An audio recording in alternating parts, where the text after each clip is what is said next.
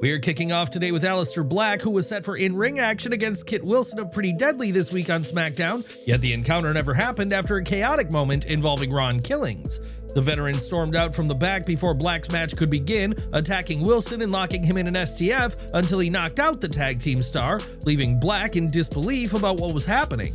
JB Noble sprinted to the ring to calm Killings down, who appeared to be unhinged, and the drama didn't stop there as Cody Rhodes then made his way to the ring as he looked to address his King of the Ring opponent, Jey Uso. However, Jey hit the ring with some heated words until Sami Zayn made his presence known. He reminded fans that he was aiming to win his first world title, and that led to the final semifinalist appearing in Randy Orton, who staked his claim to win the tournament, as fans were reminded of the top quality stars remaining in the King of the Ring. Surprisingly, Rhodes never said a word at this moment, and his silence was notable as fans were left with many questions about the American Nightmare. What is going through his mind as he fights his way back into the title picture after the heartbreak of WrestleMania? The segment was lengthy and had many entrances, although it flowed perfectly into Orton's match with Sami Zayn, as each man desperately tried to book a ticket to Saudi Arabia for the finals. Zayn had previously bested Penta, Dominic Mysterio, and Braun Breaker to reach this stage, while Orton had eliminated Aleister Black, LA Knight, and Carmelo Hayes, proving how hard they had to work to get to this stage. Orton used his experience to control the pace of the match early on, yet Zayn showed his usual fire and heart by fighting back with suplexes and heavy strikes, including a slam onto the announce table. Zayn channeled his classic underdog spirit, including his famous Blue Thunder Bomb, which has never managed to seem quite devastating enough to get him a win, and that was the case here. Both men looked to nail their finisher, knowing it would be the final blow needed to win. Despite Zayn trying for his haluva kick, a thunderous RKO took him out of nowhere as Orton progressed.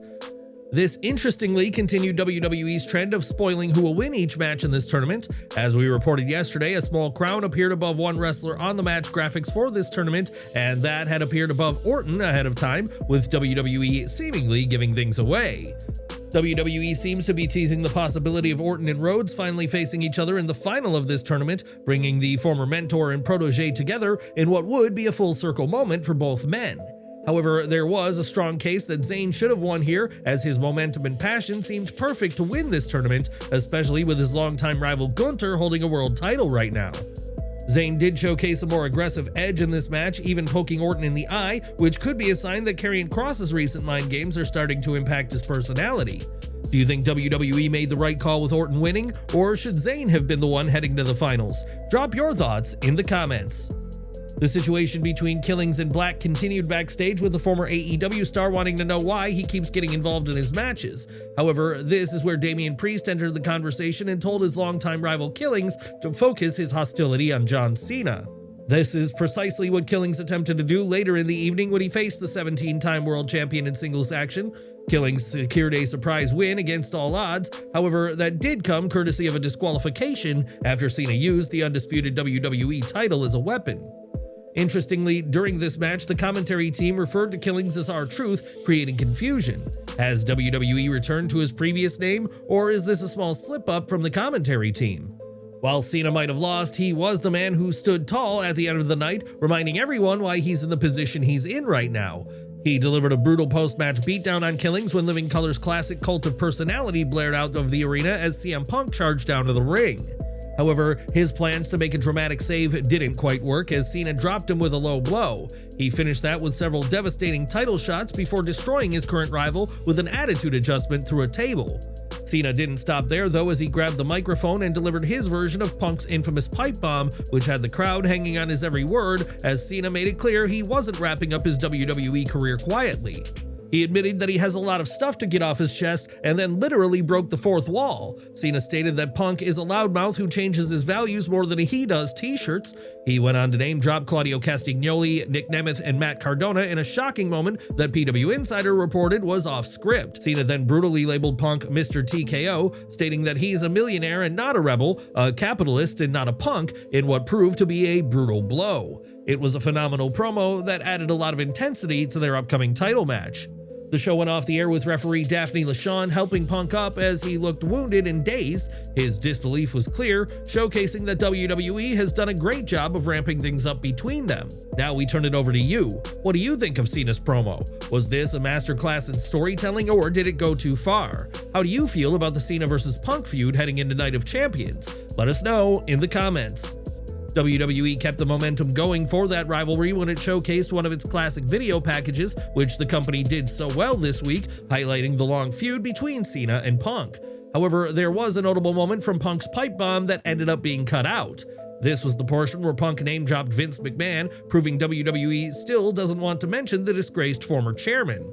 The original promo saw Punk claim that his rival was kissing Vince McMahon, yet the new video package had him simply saying that he was better at kissing, with McMahon's name being dropped, which is ultimately the right decision given the controversy surrounding him. However, McMahon played a significant role in the feud between the two men, with Punk walking out of the company with the WWE title and blowing him a kiss in an iconic moment. However, fans can kiss goodbye to any expectations of McMahon being mentioned as Cena and Punk write one final chapter in their historic rivalry. Enjoying the video? A quick like goes a long way in helping us grow and deliver more wrestling news you care about. Elijah's injury from the June 18th episode of WWE NXT has now been officially confirmed, and it's more serious than initially thought. According to Fightful Select, the TNA star suffered a torn triceps during the six-man tag team match and has already undergone successful surgery to address the issue. While early reports suggested the injury occurred during his rope walk old school spot, it was later clarified that the damage actually happened when Elijah delivered double knees off the top rope. As he broke his fall with his arms, the tricep tear occurred. Despite the injury, Elijah finished the match but was seen favoring his left arm afterward. Though the severity wasn't obvious on the live broadcast, Brian Alvarez noted that Elijah barely used his arm for the remainder of the match, adding to post-show concerns. In an unusual turn of luck, TNA's lead ringside physician was present at NXT that night and immediately worked alongside WWE's medical team to assess the injury. That collaboration allowed Elijah to receive prompt medical attention and undergo surgery without delay. The timing couldn't be worse for Elijah. He had just returned to television and was set to appear at TNA's Pittsburgh tapings this weekend. He was still featured in the main event of this week's Impact, a pre-taped 10-man tag from June 7th where he teamed with the Rascals Joe Hendry and Leon Slater against Steve Maclin, Moose, Trick Williams, and the Nemeths. Although that match still aired, all of Elijah's upcoming appearances have now been pulled. He had been promoted for key events on June 20th and 21st at the UPMC Event Center in Pennsylvania, alongside top TNA names like the Hardys, Moose, and Masha Slamovich. A torn triceps is a major setback, typically requiring surgery and 4 to 6 months of rehab. Recovery timelines can vary depending on the severity and healing process, but it's a tough road, especially in a physically demanding environment like pro wrestling. Just days after being screwed by LA Knight in the King of the Ring quarterfinal on Raw, Bronson Reed was out for revenge on SmackDown when the two men collided in singles action. Knight kicked off the show with a fiery promo aimed at Seth Rollins and his group. It was so intense that Paul Heyman had to come out to try and talk Knight down. However, the megastar did the opposite and grabbed a chair to drive Braun Breaker and Reed out of the ring. Knight and Reed met in the ring later in the night, which was a physical encounter that proved to be back and forth from start to finish. Knight continues to prove why he's one of WWE's top stars, keeping things simple enough that he's able to make it all look good while interjecting his usual charisma into the situation. However, in typical fashion for matches involving Rollins' men, this didn't end clean. Breaker interfered and destroyed Knight with a spear, although that technically handed him the win via disqualification. However, Knight had little room to celebrate as the two men beat him down as Heyman watched on. It was a harsh reminder to Knight that he is truly outnumbered in this situation, although that's a place he tends to be comfortable in, fighting from underneath with the fans behind him. The situation between them all is far from over, and Knight will strike back, possibly as early as this coming Raw. Interestingly, nobody came out to save Knight at this moment, even though he helped Jey Uso advance in the King of the Ring tournament and helped Cody Rhodes. Both men were in the building, yet neither opted to repay the favor, which is something he might remember moving forward. Over in the women's division, Asuka has been reminding everyone just how good she is since returning to in-ring action following a serious knee injury, and she has now booked her place in the Queen of the Ring final after defeating Alexa Bliss on Friday night. Asuka defeated Stephanie Vaquer, Raquel Rodriguez, and Ivy Nile in a tough fatal four-way match to qualify for the semifinals against Bliss. Now she'll face either Jade Cargill or Roxanne Perez at Night of Champions. Bliss is also freshly back inside the ring after taking some time away to start a family, and she hasn't held a singles title since 2018, proving how big of an opportunity this was for her. Bliss seemingly had the match won when she was setting up for Twisted Bliss. However, she sensed that Asuka was setting her up in a trap, and her decision to pause hurt her. The Empress of Tomorrow then locked in an armbar, although the fans' energy started to dip at this moment. The women got things back on track though, with Asuka then putting her knees up to reverse the next Twisted Bliss attempt, as Asuka went on to dominate and pick up the win. Now the question is, can Asuka finish the story and be crowned Queen of the Ring? Let us know your pick. After a backstage confrontation earlier in the night, a singles match was set between Charlotte Flair and Chelsea Green. Both women were looking to gain some much-needed momentum after a rocky period in their careers regarding wins. The match itself was competitive, allowing Green to showcase why she's one of the most entertaining performers in the women's division right now. She continues to make the most of every opportunity WWE hands her, proving she deserves even more. Meanwhile, Flair had to try and fight against Green's confidence as she looked to pick up a win for her career. The Queen eventually did that with a figure 8, which earned her a hard-fought victory and one that could prove vital in rebuilding her career. However, she had no time to celebrate it because after the match, Piper Niven and Alba Fire were on hand to attack Flair. This included a terrifying moment where Niven hit a crushing senton on Flair while she was bridged to the figure 8, landing hard on Flair's previously injured knee. Fortunately, the crushing blow didn't hurt Flair too badly, and Bliss eventually saved her. However, the tension and respect between them was palpable as they stood face to face after they cleared the ring of the heels. It remains to be seen where WWE will take this uneasy alliance between the former women's champions. However, it's clear that the division is about to get much more unpredictable. Tensions rose backstage after this match though, as Flair was visibly upset about the senton that Niven had delivered, according to PW Torch. The Queen wasn't happy with Niven landing on her lower left leg, which was recently injured, and while she kept her composure in front of others, she was visibly frustrated. WWE officials instructed Niven to be more careful moving forward, showing how serious the situation had become. However, cooler heads prevailed and everything eventually settled down. The moment simply was an example of emotions being high in the moment. It appears that Bliss's defeat in the Queen of the Ring wasn't without a purpose, with multiple factors playing a part in the booking decision. WWE is subtly building tension between Bliss and Flair, with the Queen making it clear she didn't want Bliss's help when she had proposed they work together previously. Bliss ended up being mocked earlier in the night by Green and her secret harvest for losing to Asuka, and even though Flair stepped in, it was then Bliss's turn to claim she didn't need help. While they ended that moment with a handshake, it's clear that their egos could lead to a major explosion down the line. Bliss is very popular right now, so her winning would have made the most sense against Asuka. However, WWE opted for a less predictable outcome while continuing Asuka's major push, which could lead to a natural feud against her former partner, Io Sky. So while Bliss missed out on the Queen of the Ring, it does appear that WWE is laying the groundwork for a major rivalry against Flair moving forward that could redefine her future. In the women's division, WWE almost delivered a shocking moment on this week's show in the form of a Money in the Bank cash-in, as the company heavily teased it just moments after Tiffany Stratton's promo segment with Nia Jax.